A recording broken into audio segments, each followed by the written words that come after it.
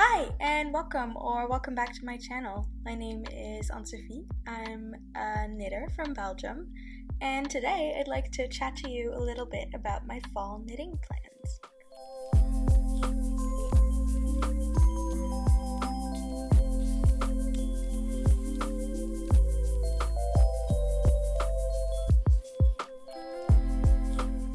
I know usually my knitting plans videos are like quite structured. I mean, I've made two before, but they were quite structured, and I'm afraid this one isn't really going to be as structured. I'm going to try and make up for it by trying to mention all of the specs for once. But so in terms of like structural, well, lack of structure, essentially, I basically have the problem that I have way too many plans. I have no idea what I want to be knitting during the fall. I do. I have too many ideas of what I want to be knitting. And as I work I divide up my year into 4 seasons. So that gives me 3 months for fall knitting, which is really not that much. And I have a ton of WIPs from like last winter that I stopped working on come spring, and I want to finish first, because otherwise they're just gonna lie around forever, which isn't really, well, I mean, that would be okay, but I don't feel like doing that this year. So yeah, while I have all of these WIPs that I'd like to pick back up and finish, I also have like a crazy amount of ideas and things that I want to cast on. But of course, I don't have yarn for everything. I don't have like the most humongous yarn stash there is. I only buy yarn if I have a plan for it. So I guess there will be a tiny bit of structure, as I'll start out by talking about the things for which I do have yarn, because it is most likely that I'll be casting those on. And then I guess the further on we get into the video, the less likely it'll be that I'd knit something. But I think it's nice, or I think it's a good idea for me to chat these ideas through and think about the yarn options and like put some pictures together to compare colors, and then I can kind of gauge more accurately what I'm actually really excited about, you know? And then if I do have enough time to knit some of these things for which I don't have yarn yet, and to, yay, hopefully buy new yarn for those projects, I'll maybe have less trouble making a decision on what I want to knit. That said, let's get into it. Let's start with the thing I'm most excited for, and that is a sweater number 23 by My Favorite Things Knitwear. I visited my partner in the spring, who was living in New York City for a few months, and I went to this amazing yarn store and found some Noro Silk Garden Sock Solo in the color Omitama, or S1. I guess almost everyone knows about this yarn. It's been a huge hype, and I think rightfully so, because it looks just so fun and so pretty. You really just have all the colors of the rainbow twisted into this yarn. I initially got 2 skeins because I wanted to make a slipover, but then I instantly regretted it. Unfortunately, I went to the yarn store the day before I was leaving to go back home, but my partner was so kind to go back to the yarn store and get me not 1, but 2 more balls of this, or skeins of this, which is insane, because now I have 400 grams of the Noro Silk Garden Sock Solo in Omitama, and I can make the oversized sweater of my dreams, and maybe even an Oslo hat to match. Or like a different beanie, but I've been thinking Oslo hat if I do end up having enough yarn. Now this yarn is 40% wool, 25% silk, 25% polyamide, and 10% mohair. Now even though there's like a slight amount of mohair in here, I want to hold it with a mohair. I'm going to use, or I'm thinking of using, Knitting for Olive soft silk mohair, because they have the color limestone, which I believe is the new version of putty, which is like a white, but a grayish white. So it has like very blue and green undertones, and I think that might not only help blend this yarn and make the fabric a bit more even and neat because it isn't evenly spun throughout. So you might end up with like slightly uneven tension if you're knitting this up, and I don't necessarily love the look of that, but a mohair can help mitigate that and can help me get gauge for sweater number 23. But so I think the grayish tones will help make the colors in here suit my skin tone very well because I'm more of a coolish toned person. Well, I'm a neutral person, but I have like slightly cool undertone. So I think that just like a white or a beige would make this or keep this a bit too warm, especially since some of the skeins I have are like quite yellowish. Yeah, I don't know. I think it'll work out really, really well and help me create the oversized turtleneck sweater of my dreams, because what I want to do is I want to knit the sweater number 23 but add a turtleneck. I was talking this through with a friend on Instagram when she asked me what I was planning on knitting with this yarn, and I said I'd like to do a turtleneck oversized drop down shoulder sweater, but I couldn't find one that I really liked, and I think it was her who said that some people have been. I got distracted there for a second because my cat was doing crazy things. But I think I was talking about the turtleneck. So she said that she saw some people add turtlenecks to sweater number 23 because this is just a top-down, drop-shoulder, oversized sweater with, I think, normal ribbing and a crew neck. But I would love for it to have a turtleneck. I think I really like the fit of this sweater. It looks oversized in the best way possible with like nice and broad sleeves, which I like. I don't think there's decreases in the sleeves, and if there are, I won't be doing decreases. It has like nice and relatively long cuffs and hem, and I think that'll match a turtleneck. So I'm just incredibly excited about this. It knits up at a gauge of 17 stitches and 23 rows on 5mm needles, I think. Yes, on 5mm needles, and I think it'll be a quick knit because of that, so I'll be able to wear it really soon after starting it, which is a nice thought. And let's just immediately add like a little leftover Oslo hat to the back of my mind for winter plans too. The sizing for this pattern are classic My Favorite Things Knitwear sizes. They range from an extra small to a 4XL, and usually those cover bust circumferences between 80 centimeters and 140 centimeters. The knitting for olive mohair, I think I forgot to share some specs on that, is my favorite mohair. It's totally non-itchy for me, and most other mohairs I've tried so far are. They have a huge amount of colors. It's just a lace weight, and it's a 75% mohair, 25% silk, I think. Wait, I have one lying around here. Let me check that. 70% mohair and 30% silk base, and yeah, it just knits up beautifully and looks lovely. It's quite expensive, so this is with the noro, it's going to be probably the most expensive sweater I ever knit, but it's worth it. I'm gonna love this a lot, and having it at the top of my list, I mean, just shows how excited I am about it, so yay.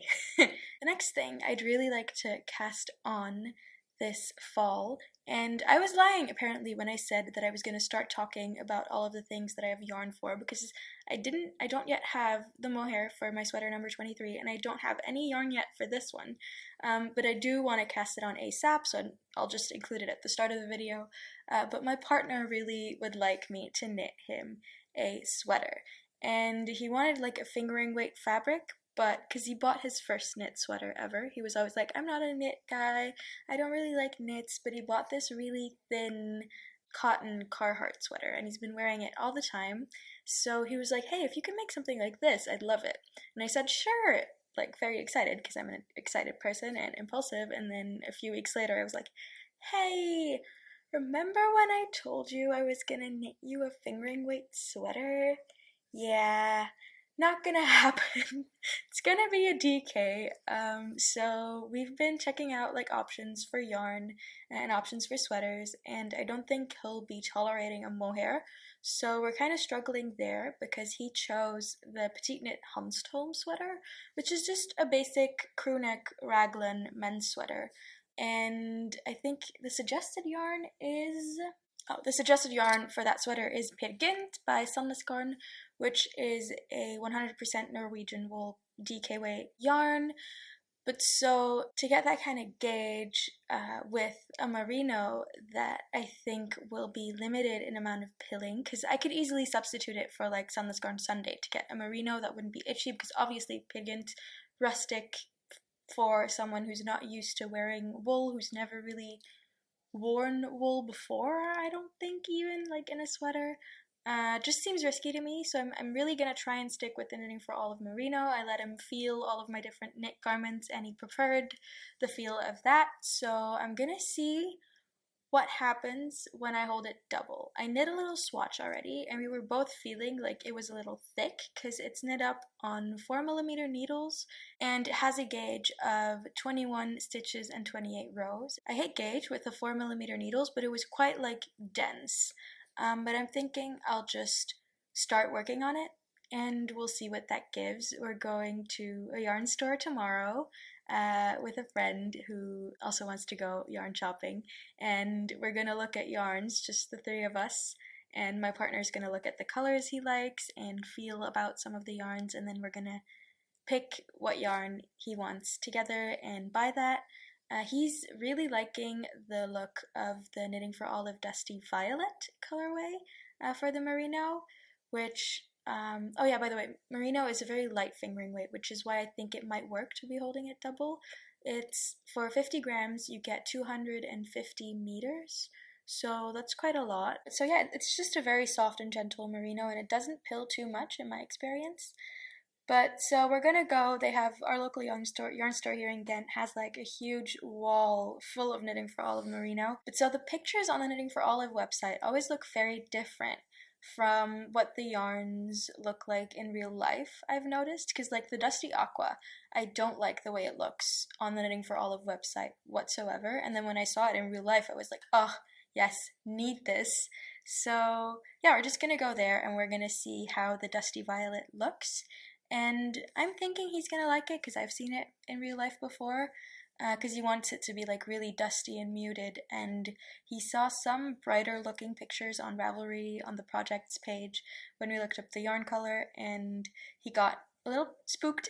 But I think it's probably going to end up being the Dusty Violet. I think he's going to like it in real life, and I'm just going to start knitting that sweater, and if he doesn't end up liking the feel of the fabric, I can always find a different yarn to use for him and knit something for myself with the Dusty Violet, because I've been wanting to use that colorway for a long time as well. So yeah, I think that's what we're gonna do. The HANSTHOLM sweater is classic petite knit men's size as well, so it ranges from an extra small to a 4XL, and that covers bust sizes between 86 and 132 centimeters. Now, the next things I'd really like to knit this fall are actually things I've already cast on, and I've made quite some progress on the yoke as well. I'd love to knit my favorite things knitwear, blouse number 1 light. So I've knitted the blouse number 1 before, which is just a summer blouse in a fingering weight held double, but I cast on for the light version with a suri held single, and it looks like this. So I'm a bit cheap, but I'm also practical, and the perfect solution here for me was to not buy, or the perfect situation, let's say, not necessarily solution, because that implies there's a problem when there's two different patterns. But so the situation was I bought this hand-dyed suri from Through the Wardrobe Yarn Co. from the Bridgerton collection in the color Diamond of the First Water. This one looks a bit weird because I hanged it back up after using a little bit of yarn for a swatch, but this is the Storybook Suri. It's 74% brushed baby suri alpaca and 26% silk. And I bought 3 hanks of that for a cumulus blouse, and then I changed my mind and wanted to knit this. And a suri is notoriously thicker or heavier, one could say, than a mohair. And the blouse number 1 and the cumulus blouse for that matter are both knit up with a mohair held double, but I wanted to use or hold the hand-dyed suri single because I really wanted the subtle variegation in this yarn to shine. Because look at this. I really do think I made the right decision. Last time I showed this on camera, the colors didn't really pop as I was wanting them to. I'm hoping they will today. But this is absolutely ethereal in real life. It's like a light blue with some darker blue periwinkle variegation in there, even some pinkish purple variegation, but it's so subtle and I absolutely love it. But so I'm knitting up not the blouse number 1 light pattern, but the blouse number 1 pattern on 4mm needles to, well, essentially get this fabric that's dense enough to wear over like a simple top and like wear to work, and to show off the yarn held single.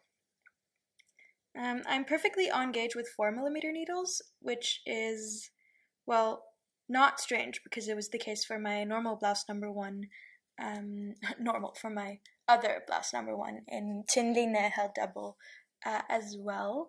But it normally does call for 5mm needles. The blouse number 1 light even calls for 6mm needles. It's way more open in gauge, but I didn't want an open gauge for this garment. The gauge I have now is 19 stitches by 27 rows, or I didn't measure the row gauge, but it's looking fine. I should have 19 stitches by 27 rows, and my gauge swatch matched, so I'm just assuming that's the case. And the sizes, again, range from an extra small to 4XL. I'm not really original in picking a lot of my favorite things knitwear patterns this fall.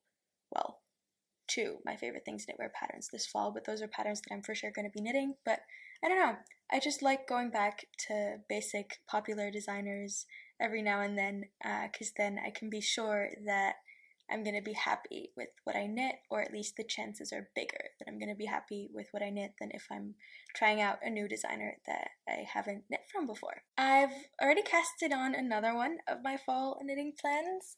This is actually a test knit that I've been doing for Anna from Strik or Studie. She's a Danish knitwear designer. She makes beautiful patterns, and one of those is the CAMPANULA TEE. It's not looking like too much just yet. I'm also on the yoke. Oh wait, I forgot about the construction of this guy. So this guy is a saddle shoulder contiguous sleeve situation, and I'm almost at the end of the yoke, and this is what it's going to be looking like, or what it looks like just before you split for sleeves. And the CAMPANULA TEE is actually constructed almost the same way. So it's also a saddle shoulder contiguous knit. It has this beautiful detail for the saddle shoulder.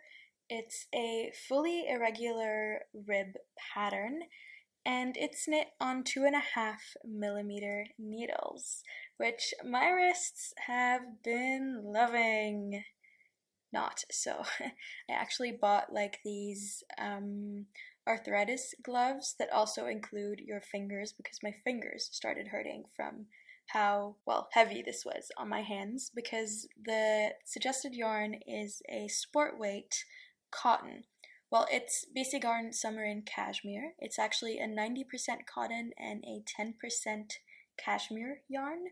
I picked the color powder, which is on the website it looks very grayish and powdery, but in real life it looks much more like dusty, frosty lilac, which I love. In bright light it looks more pink even, and I just think for how dainty this pattern is, this tee is going to be, that color choice is immaculate. I'm very happy with my pick. You start with a provisional cast on because I'm going to pick up these stitches again with 2mm needles and create a little ruffle edge by increasing and casting off. This ruffle edge will reappear at the bottom of the sleeves, which will have around this length, and I'm considering also doing it at the bottom of the garment, but I'm not sure I'm going to feel like casting off that many stitches.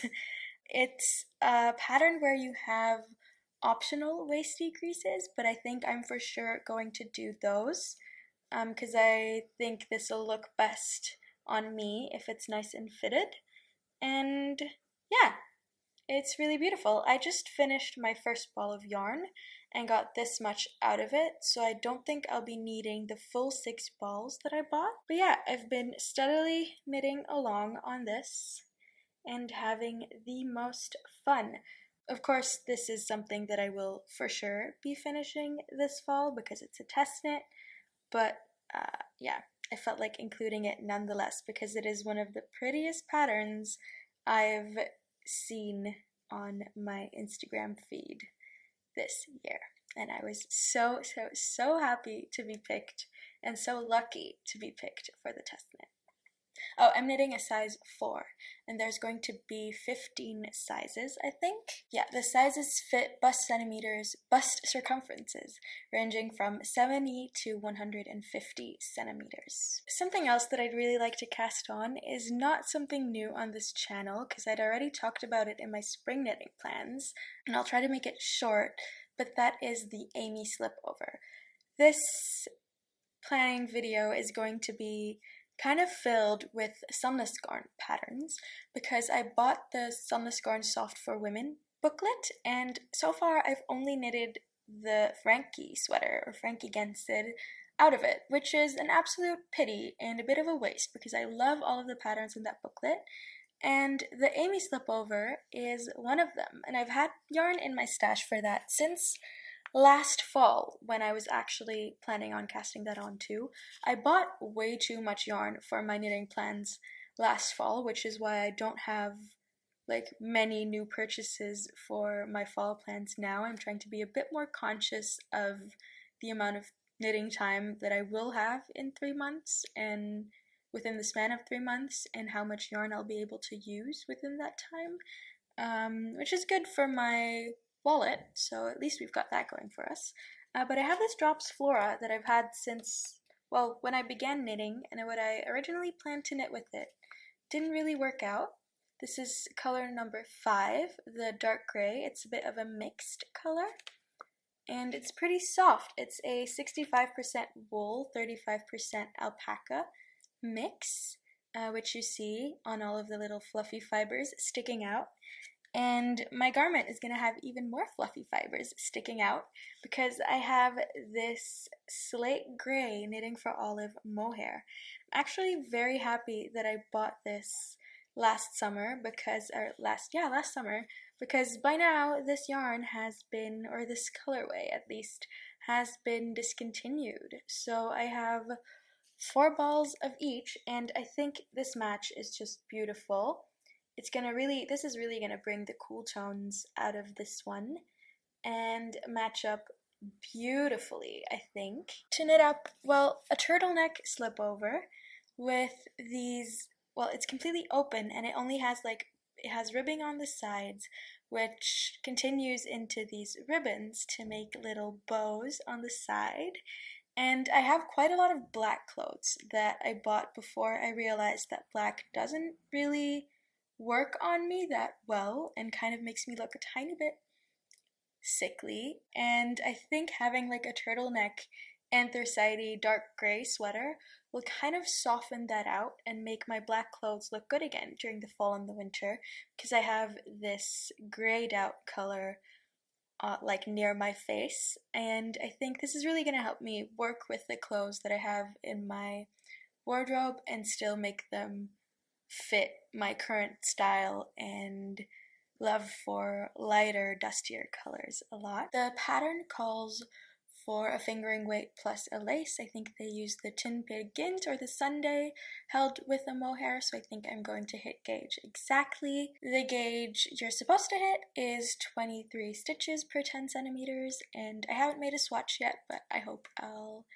get that, and otherwise I'll be changing up my needle sizes. I hope I won't have to because it's knit up on 3.5mm needles, and I really don't want to size down to a 3mm needle.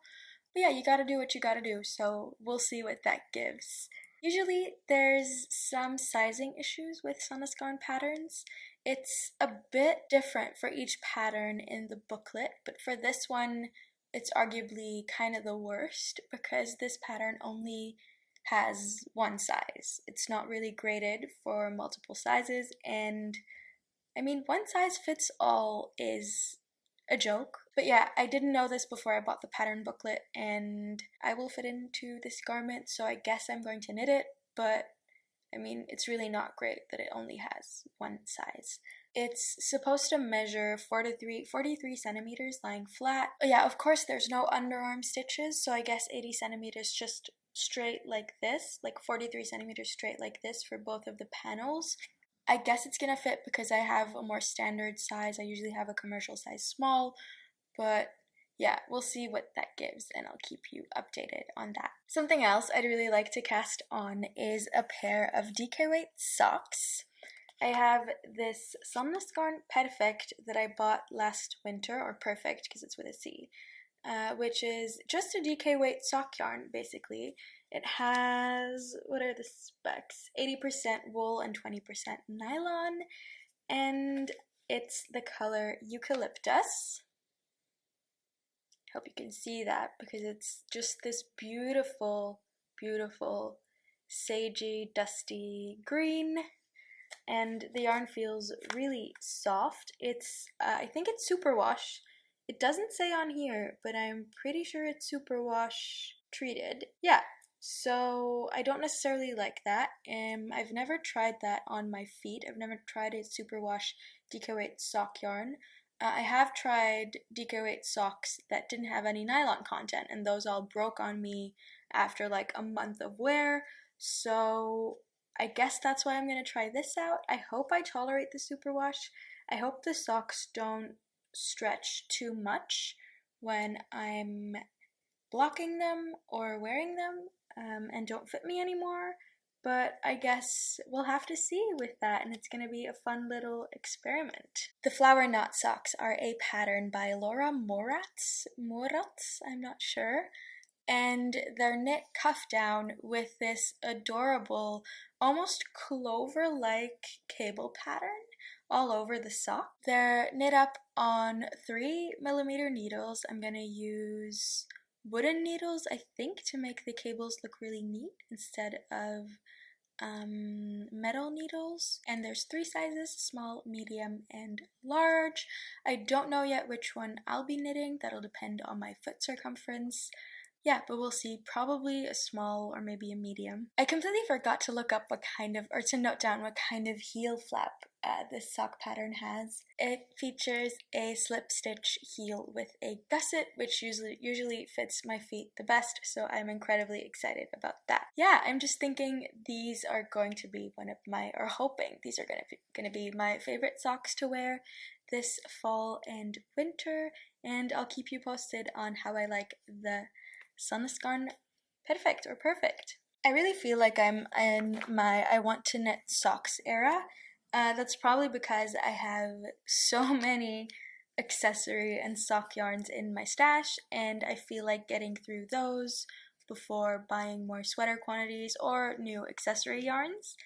And I have this gorgeous Falcolana Arouetta, which is an 80% wool merino and 20% nylon yarn. Just a classic sock yarn for you in the color Marzipan. And with this kind of pretty natural color, I think a beautiful florally lace would just pop. And I've been loving Sari Nordlund's Poet collection. She has all of these sweaters and tees with the Poet or Poetria lace design, and I don't think I'm really a person who will like, or haven't tested it, but I don't feel like I'm the kind of lace garment person.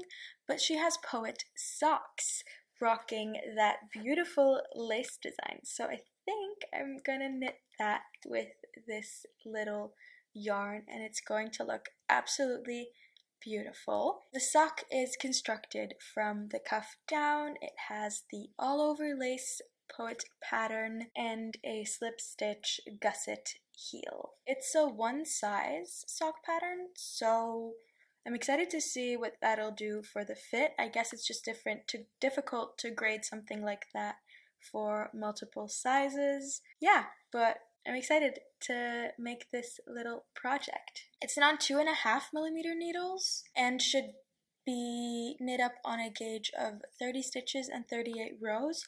So I think I'll just be making a gauge swatch on both 2.5mm needles and 2.25mm needles and see with which one I hit which gauge and what the lace looks like. I should have enough yarn to make like a ton of swatches and make them big enough, and then that way I can measure those swatches, measure my foot, and look at the stitch count, and maybe then I'll be able to figure out how the sock will fit me with both of the needle sizes and which one would be best for me to use. I want to cast on another pair of socks for my grandfather. He requested a thinner pair of socks than his Sunday socks that I've knitted for him, which he would be able to fit into his shoes, and I knit the free pattern, the I'm So Basic socks, for my partner last year, also with a slip stitch heel and gusset decreases, and he loves that one, so I'm going to buy some more Filcolana Arwetta in the local yarn store tomorrow to knit up a pair of socks for my grandpa. I think he'll like the color granite or anthracite because they're both like grayish blues, and he requested a blue or a gray, and yeah, that's gonna be fun. I think I'm going to give the cuff a twisted rib look because that's gonna look really neat. And yeah, it's just my favorite sock construction. It's just top down. It is written and graded for so many sizes, which I find really fun because it's free still, so I can't believe someone put in all of that work and then made a pattern free. I completely forgot to mention, but the designer that was so kind to do so is Summer Lee. The pattern's really nicely written and really fun to follow. She even has like these pictures in there, so I strongly recommend it. And I guess you'll see what it looks like once I finish it on my podcast in the near future. Now, we're gonna be getting into the sweaters that I'd love to knit, but for which I don't yet have any yarn. The first one off that list is another one off out of the Sandnesgarn booklet that I have, and that is the Guernsey genser. It's kind of this all over cabled sweater, but it has these horizontal sections with different kinds of cables, and in the middle it features this crisscross cable chunk that just looks so nice and chunky. I think especially because the crisscrosses are at least 2 or 3 stitches together instead of just 1 stitch, like it is on, for example, petiteknit's Ingrid sweater. I think that looks especially neat and pretty, and I just really want to knit that up. Now, there's several problems with this pattern though, because it sports 3 sizes, and those sizes have like, I think the smallest size has like 20 or 30 centimeters of positive ease on me. And I talked about this with the same Instagram friend that I talked to about the noro yarn. Her name is Yen, and she's at Yen Loops on Instagram. And this friend was so kind to share with me all of her adapted stitch counts and modifications for this pattern, just to make it fit a little less oversized and knit essentially a size 0. I don't feel like using my brain too much this fall. I'm so thankful for this, and I'd love to follow along those things, but I have a gift card that I got for my birthday for Mayo Garn, and they have a merino and a mohair, which is a sport weight merino and a lace mohair. And this pattern calls for a double Sunday and a mohair, which is a DK and a mohair. So I'm thinking if I substitute the DK for a mohair and I make a little gauge swatch and it looks really good, I could crank out a Guernsey genser in one of the 3 sizes by using my little book and not notes I've noted down somewhere and I'll probably lose knowing myself. And I think I'm going to try that first before I go and head over to modifications. So I think just, yeah, a smaller gauge might help me get a better fit, and if the gauge swatch doesn't end up looking just as chunky and luscious as I think it would, or as a double Sunday and a mohair would, I'll end up knitting something else with the yarn. The gauge you're supposed to get with a DK and a lace is 18 stitches for 10 centimeters, and you're supposed to get that gauge on 4.5mm needles. Now, the MayoGarn specs are that it has, for the merino, it has 175 meters per 50 grams, and the mohair gives you 210 meters per 25 grams. The merino is, of course, a 100% non-superwash merino, and the mohair is the same as the Knitting for Olive soft silk mohair, 70% mohair and 30% silk. I've felt this mohair before because my friend Yasmin has used it for 2 different sweaters, and it feels so similar to the Knitting for Olive mohair. It even looks very similar to the Knitting for Olive mohair, and I'm thinking, or we're both thinking, that it might be made in the same place. And I'm very excited for that because I think it's like a tad bit cheaper, and well, Knitting for Olive mohair so far is the only mohair that I can really fully tolerate without any issues, and it would be nice to have another one that, I don't know, fits my sensitive skin criteria, I guess. I really would like to use the slate blue and the dusty blue and combine those 2 colors. I think that would make for an absolutely stunning Guernsey genser. And if that doesn't end up working for that yarn, I sort of already have a plan B. My plan B is another textured garment, but a cardigan this time. I would love to use that yarn to knit up an Auguste cardigan by Colibri by Johanna, which is an all-over cable cardigan with a v-neck and double knitted button bands. And ever since I saw this pop up somewhere on my Ravelry, I've just been obsessed. I think it's the perfect cabled cardigan, and I just need it in my wardrobe. And the blue would look so good on this too, because it would be like, also with the texture on the Guernsey genser. I think this color would be such a good choice because it would give you like the darkness of the grayish blue, but also like sufficient desaturation and lightness for the texture to really pop. This cardigan calls for a DK held with a lace as well, but I think I wouldn't mind it being a little less dense. Unlike with the Guernsey genser, where I really want the fabric to be nice and dense, for this one I wouldn't mind if it falls a little bit more like my sweater number 15 by My Favorite Things Knitwear would. And since the merino is a bit thicker than the Knitting for Olive merino that I used for my sweater number 15 with all of the cables, I'm thinking it'll be like a tiny bit more dense than that. And in terms of just like my feel or my idea of what that fabric will be, it seems just perfect and like exactly what I'd want it to be. So I'll just mess around with the gauge swatches a bit and try and use that yarn because I think it would look really, really cool. You're supposed to get a 22 by 30 row gauge on 4mm needles. No, I lied, 4.5mm needles. And the sizes range from an extra small to a 2XL. Now, I have one more sweater from the Sandnesgarn booklet to share with you that I'd like to knit, and that's the Lou genser. I think we can see like a pattern. There's quite some raglans and contiguous saddle shoulders here. This one's no different. It's a raglan. Wait, no, the Guernsey genser was a drop shoulder, and the sweater number 23 was as well. So actually, I feel like we're pretty balanced. I take that back. It's nice and balanced.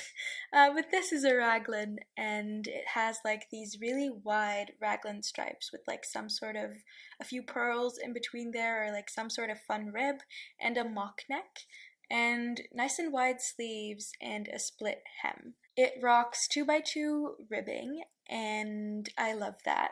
It's really my jam, and is knit up with sandnesgarn petiteknit and a mohair at a very large gauge. It's knit up on 5mm needles at a 16 stitch gauge, and I'd love to hold the petiteknit single, but I don't think I'll hit gauge with that. It again has only 3 sizes and is incredibly oversized, but I don't think I want to knit it smaller necessarily. I think I would really like this one to fall very oversized. That was also the case with my Frankie genser, and that ended up fitting really well and really nicely. So since this one's also like kind of raglan-y, I'm thinking I'll trust it and I'll just knit the smallest size.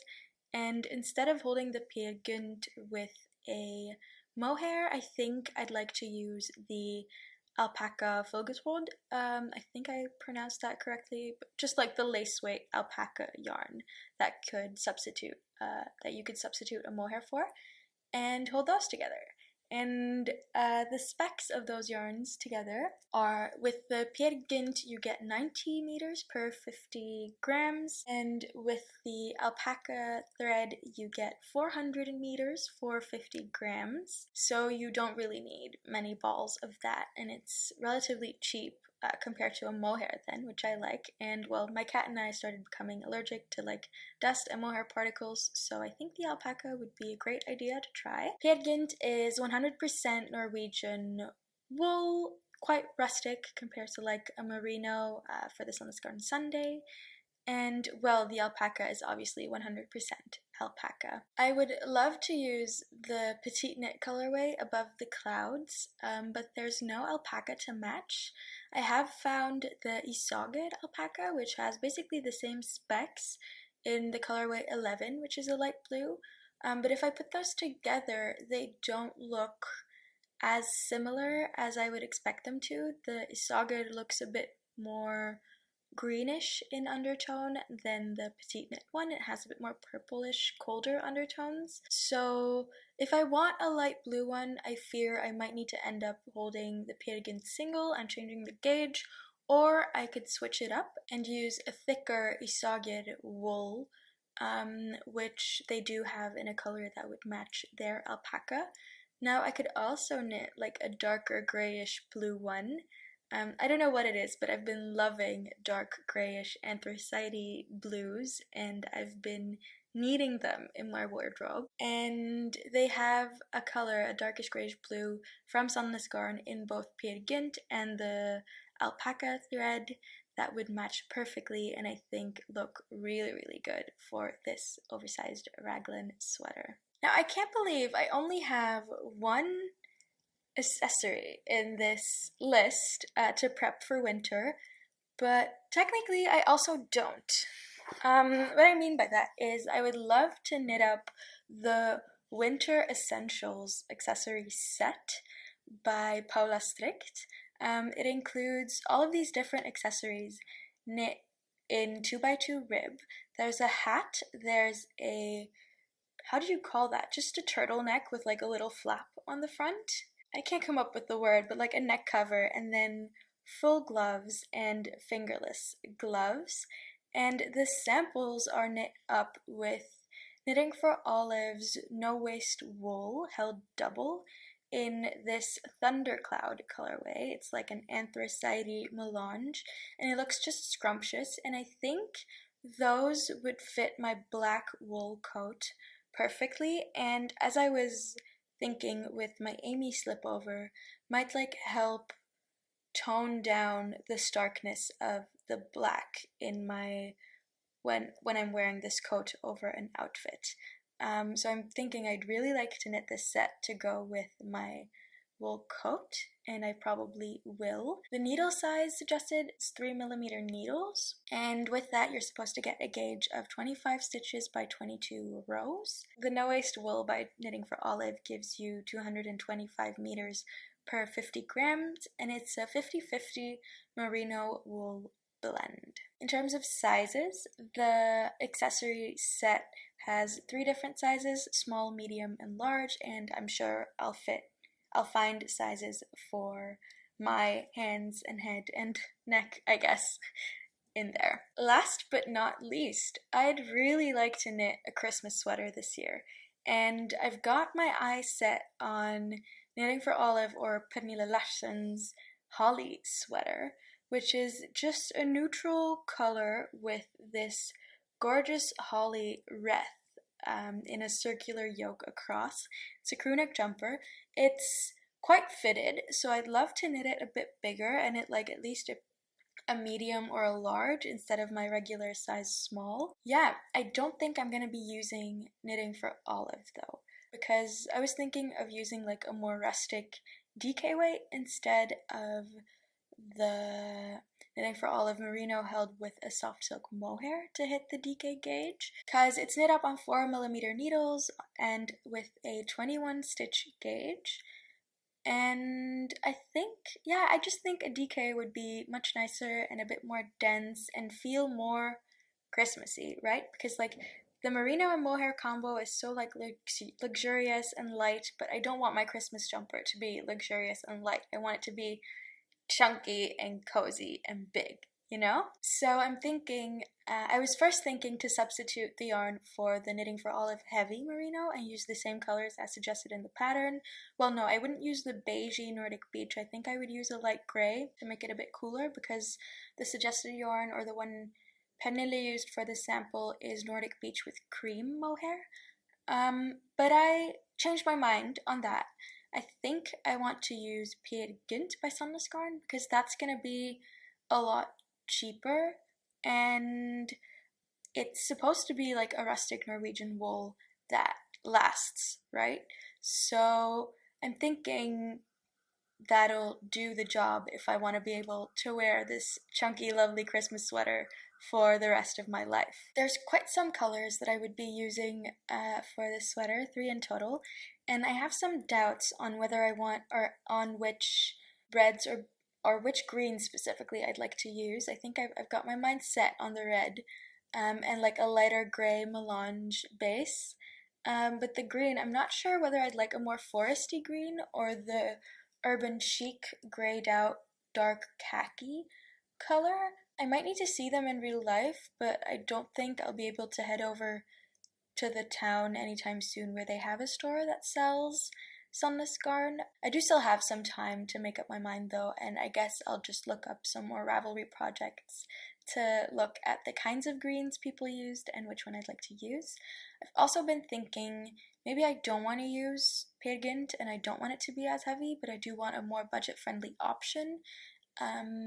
Should I change my mind, and then I could use the tynn Petiteknit, which is just the fingering weight version of the Petiteknit, and also hold it with this alpaca thread. Yeah, I really hope I'll knit that. It's a bit scary because that would be the first colorwork sweater I ever do. It's stranded colorwork, and I think it's top down, so that makes me happy because I have never knitted something bottom up, and to do my first colorwork sweater bottom up would be, I don't know, just a bit too much of the good thing because I prefer to work top down. Or wait, no, I've never knit something bottom up in the round. Yeah, I think it would be too much of a good thing to like try that all at once. But so it's a top down circular yoke. I think that should be fine. I hate knitting baubles though, and all of the holly berries are like knit in this bobbly stitch, so I don't think I'm going to be enjoying that. But it seems like a good introduction into colorwork. So yeah, let's see if I manage to gather the courage to knit this up. I guess I'll keep you posted in my podcast, and you'll have to stay tuned to see which of all of these things I manage to knit up, which I don't, and maybe even which take up a little spot in my winter knitting plans because my excitement for them hasn't subsided by then. I hope this list of things I want to knit maybe inspired you. I'd love to hear what you guys think of my choices, and especially what you guys think of knitting up this fall. Feel free to drop your plans down below. Have a lovely rest of your day and happy knitting. Bye bye.